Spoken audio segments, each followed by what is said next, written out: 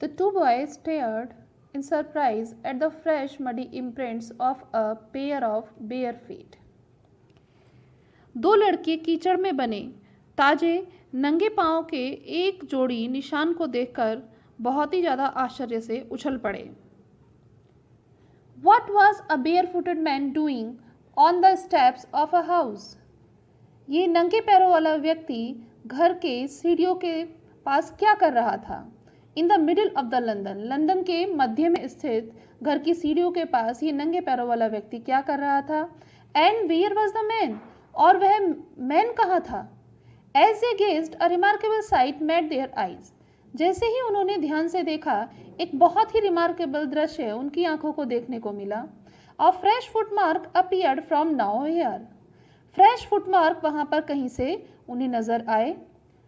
Further footprints followed one after another, descending the steps and progressing down the street. उसके बाद एक करके पैरों के निशान दिखाई दिए जो कि सीढ़ियों से नीचे उतरते हुए और गली में आगे की तरफ बढ़ते हुए नजर आए. The boys followed, fascinated until the muddy impressions became fainter and at last disappeared altogether. उन बच्चों ने आकर्षित होकर उन पैरों का मडी इम्प्रेशंस का पीछा तब तक किया जब तक कि वो दिखाई देने बंद नहीं हो गए. एट लास्ट जब तक वो बिल्कुल डिसअपियर नहीं हो गए. The explanation of the mystery was really simple enough. इस मिस्ट्री की एक्सप्लेनेशन या व्याख्या जो है वो बहुत ही सिंपल है. The bewildered boys had been following a scientist who had just discovered how to make the human body transparent. ये आश्चर्यचकित हुए जो बच्चे थे वो एक साइंटिस्ट को फॉलो कर रहे थे जिसने कि अभी अभी ये खोज की थी कि ह्यूमन बॉडी को ट्रांसपेरेंट किस तरह से किया जाता है. Griffin the scientist had carried out experiment after experiment to prove that the human body could become invisible. Griffin जो कि एक साइंटिस्ट था उसने एक्सपेरिमेंट पर एक्सपेरिमेंट किए ये प्रूव करने के लिए कि ह्यूमन बॉडी ट्रांसपेरेंट हो सकती है.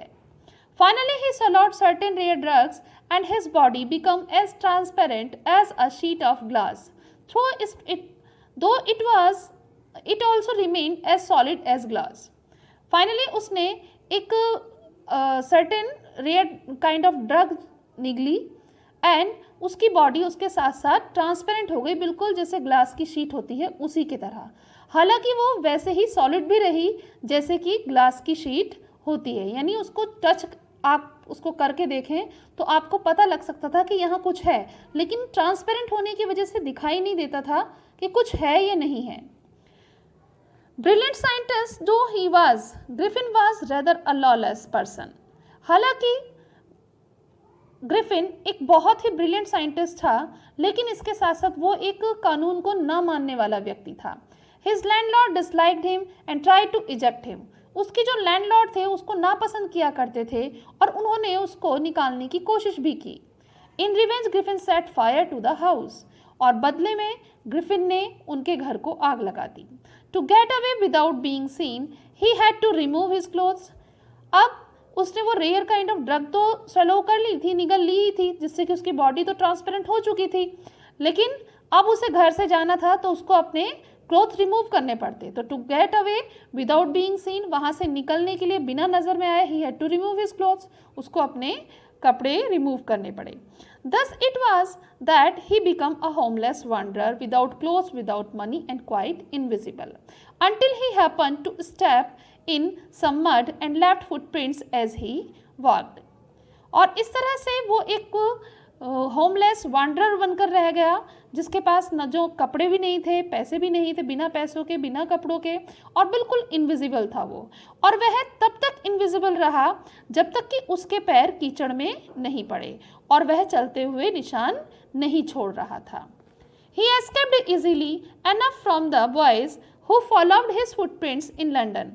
वो आसानी से उन बच्चों से प्रॉपरली बच सका जो बच्चे लंदन में उसके पैरों का पीछा कर रहे थे या फॉलो कर रहे थे उसके पैरों के निशानों को. But his adventure were by no means over. परंतु उसके एडवेंचर्स का यहीं पर अंत नहीं हुआ। He had chosen a bad time of the year to wander about London without clothes, क्योंकि उसने यहाँ पर साल का एक बहुत ही बुरा टाइम चुना था लंदन के अंदर बिना कपड़ों के घूमने का। एक बहुत ही बुरा समय उसने चुना साल का। It was midwinter, ये मिड विंटर का समय था। The air was bitterly cold, हवा बहुत तीखी थी। And he could not do without clothes, और वो कपड़ों के बिना रह ही नहीं सकता था। Instead of walking about the street, he decided to slip into a big London store for warmth. अब उसने स्ट्रीट्स में इधर उधर घूमने के बजाय अपने आप को गर्म करने के लिए या वार्म फील कराने के लिए लंदन के एक बड़े से स्टोर में चुपचाप उसने एंटर करने का डिसीजन लिया। क्लोजिंग टाइम अराइव्ड, अब क्लोजिंग टाइम भी आ गया। And as soon as the door were shut, और जैसे ही स्टोर के जो डोर्स थे वो शट डाउन हुए, Griffin was able to give himself the pleasure of clothing and feeding himself without regard to expense. अब ग्रिफिन जो था वो अपने आप को हर तरह का कंफर्ट देने के लिए पूरी तरह से सफिशिएंट था। अच्छे कपड़े पहनना और अच्छा खाना खाना, और वो भी बिना किसी एक्सपेंस के, उसे कुछ देना भी नहीं था वहाँ पर। He broke open boxes and wrappers and fitted himself out with warm clothes. उसने वहाँ पर जो बॉक्सेस थे उनको ओपन किया, रैपर्स खोले बॉक्सेस के, and fitted himself out with warm clothes, और अपने आप को गर्म कपड़ों में फिट कर लिया। Soon the with shoes and overcoat and a wide brimmed head, और बहुत ही जल्दी उसने शूज़ पहन लिए, वहाँ से ओवरकोट पहन लिया और एक बहुत ही चौड़ा ब्रिम्ड वाला हेड पहन लिया जिसके किनारे जो चौड़े चौड़े निकले हुए होते हैं। He became a fully dressed and visible person. अब वो यहाँ पर बिल्कुल ड्रेस में आ गया और एक विजिबल पर्सन की तरह से दिखाई देने लग गया। In the kitchen of the restaurant, he found cold meat and coffee, and he followed up the meal with sweets and wine taken from the grocery store.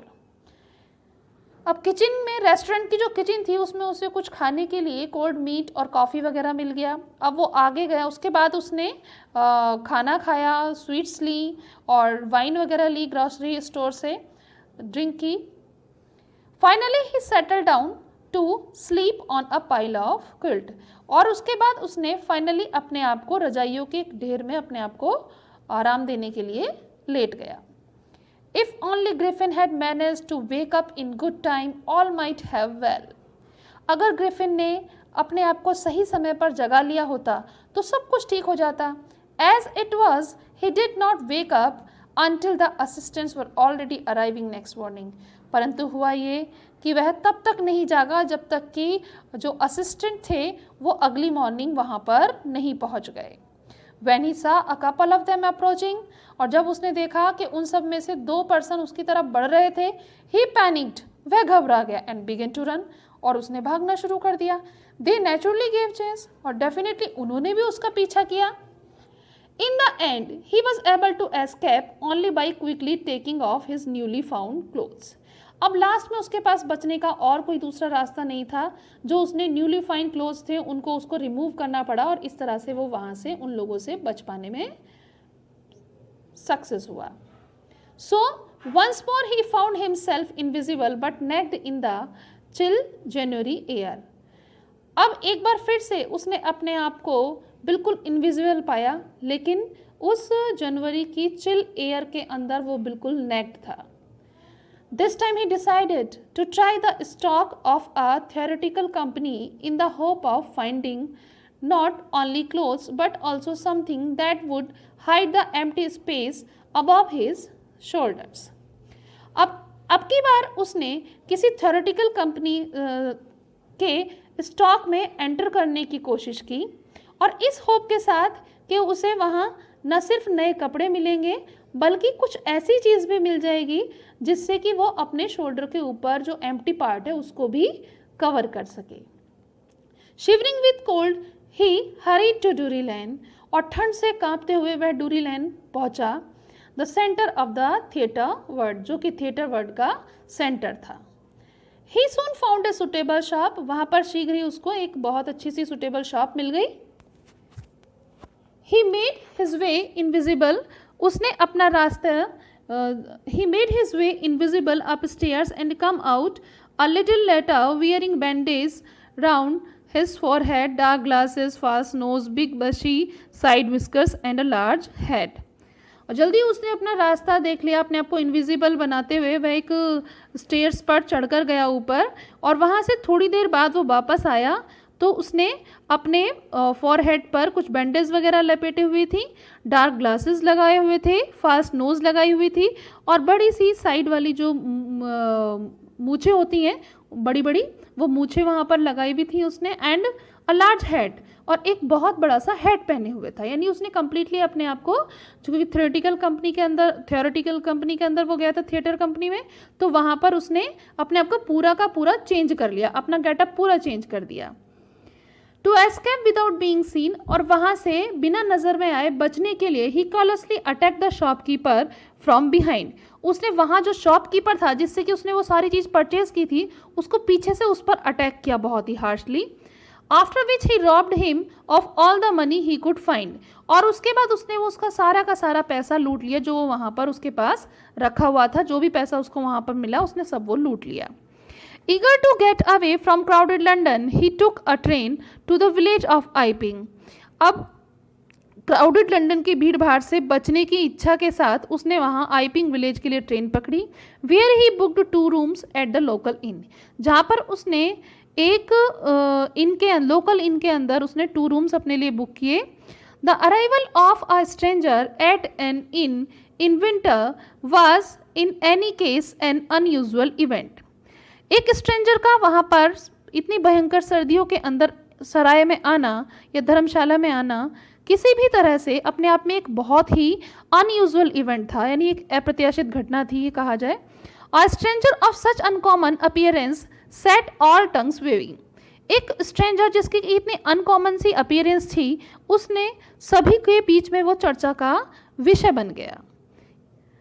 Mrs Hall the landlord's wife made every effort to be friendly, Mrs Hall ने जो कि landlord की wife थी उसके साथ में friendly होने के बहुत एफर्ट्स किए, but Griffin had no desire to talk, पर ग्रिफिन के किसी से बात करने की इच्छा ही नहीं थी। एंड टोल्ड हर, और ग्रिफिन ने उनको बताया, my reason for coming to Iping is a desire for solitude, I do not wish to be disturbed in my work, besides an accident had affected my face. और वो बिना ही पूछे उसने सारी बातें बता दी कि कभी वो मेरे गेटअप के बारे में पूछने लगे मिसेस हॉल, तो उसने कहा कि मैं मेरी यहाँ पर आने की जो इच्छा थी वो सिर्फ मैं यहाँ इस रीज़न से आया हूँ कि मैं एकांतवास चाहता हूँ, और मैं नहीं चाहता कि कोई भी मुझे यहाँ पर आकर मेरे काम में डिस्टर्ब करे। और जहाँ तक मेरे अपीयरेंस का सवाल है तो मेरा फेस जो है वो किसी एक्सीडेंट की वजह से इफेक्टेड हुआ है। ओके स्टूडेंट्स, तो मैं आज इसको यहाँ पर ही कंप्लीट करती हूँ, फिनिश करती हूँ स्टोरी को, और next part we will study in my next video lecture. Till then bye bye.